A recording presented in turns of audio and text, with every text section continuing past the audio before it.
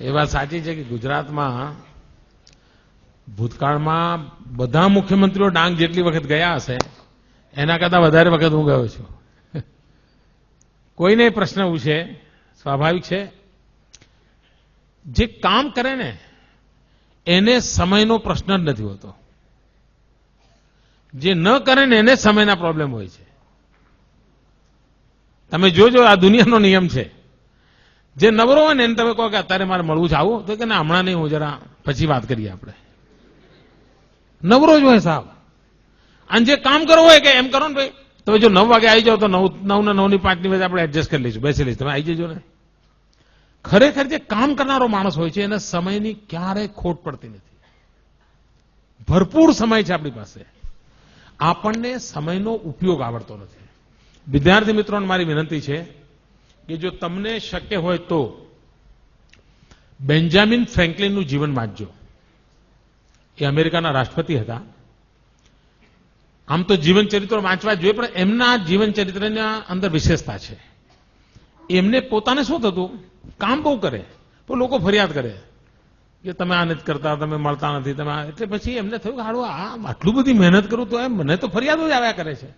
એટલે એમણે અભ્યાસ ચાલુ કર્યો પોતાનો અને એક ડાયરી બનાવી અને એમાં એમણે લખ્યું, ભાઈ કરવા જેવા કામો કેટલા કર્યા, ન કરવા જેવા કામો કેટલા કર્યા, ન કરું તો ચાલે એવા કામ કેટલા કર્યા, કરીએ તો એ ઠીક ને ના કરીએ તો ઠીક એવા કામ કેટલા કર્યા. અને પછી ટીકમાર્ક કરવા માંડ્યા. સોમવારે જેટલા કામ કર્યા બધું ટીકમાર્ક કરે.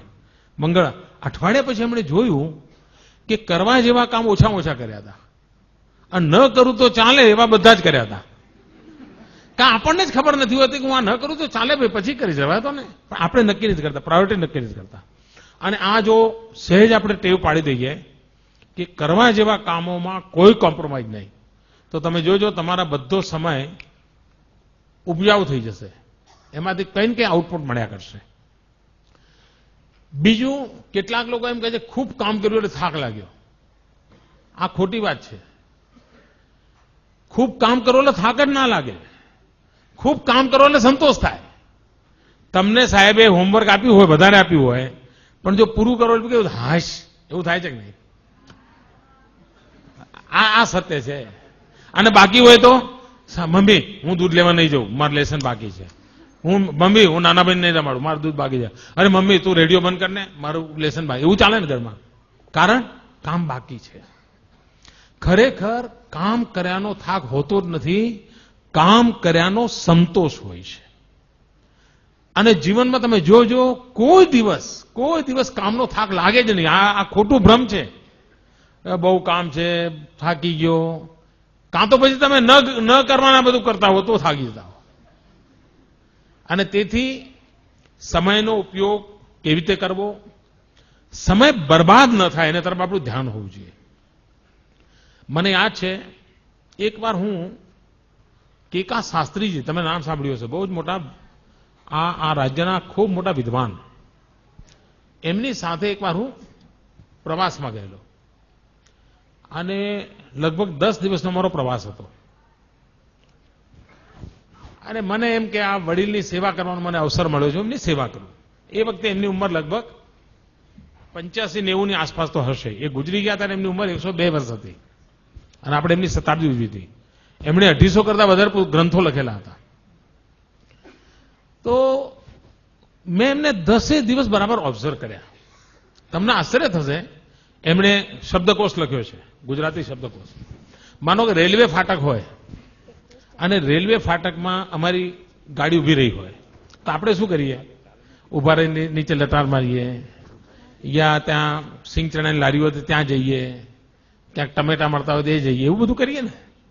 મેં જોયું કે જેવી બસ ઉભી રહી નથી કે પોતાના થેલામાં ચોપડો કાઢ્યો નથી, તરત આમ લખવાનું ચાલુ જ કરી દે અને ફરી પાછી ફાટક ખુલે અને બસ ચાલે પછી અમને મૂકી દે. મને એમ થાય કે આ માણસ સમયનો કેટલો બધો ઉપયોગ કરે છે. રાત્રે ક્યાંય પહોંચવાનું હોય, ધર્મશાળામાં ઉતરતા, તો હું એમના માટે કે પથારી લેવા જઉં, એ પહેલા તો એ પોતાનું જે થેલો હતો એનું ઓછું કરીને સુઈ ગયા હોય. મારે એમને રાત્રે ઉઠાડવા પડે, કશું નહીં, કોઈ અપેક્ષા જ નહીં. ત્યારે હું જોતો હતો કે આ વ્યક્તિ આટલું બધું કામ કેવી રીતે કરી શક્યા હશે. સમયનો એટલો અદભુત ઉપયોગ કરતા હતા એ. મેં એટલા આમ અને બારીકાઈથી મેં જોયું છે એને. અને મને તાજ્જુબ હતું. અને એમના જીવનક્રમની અંદર પૂજા પાઠ, લેખન, વાંચન, આ ચીજમાં કોઈ 1 મિનિટનો ફરક નહોતો પડતો. અને 10 દિવસનું એટલું હેક્ટિક શેડ્યુલ હતું. એ ઘરે રહીને જેટલા કામ પૂરા કરતા હતા એટલા જ કામ એમણે પ્રવાસમાં પણ પૂરા કર્યા. એટલે મારા મન પર એની અસર હતી. અને 85-90 વર્ષની ઉંમર. આપણા ઘરમાં આપણા દાદાજી 85-90 વર્ષના હોય તો શું કરતા હોય તમને ખબર છે ને? આ 85-90 વર્ષની ઉંમરે અને 103 વર્ષ જીવ્યા હતા. જીવનને કેટલું પરફેક્ટ એમણે રાખ્યું હશે એનો તમે અંદાજ કરી શકો છો.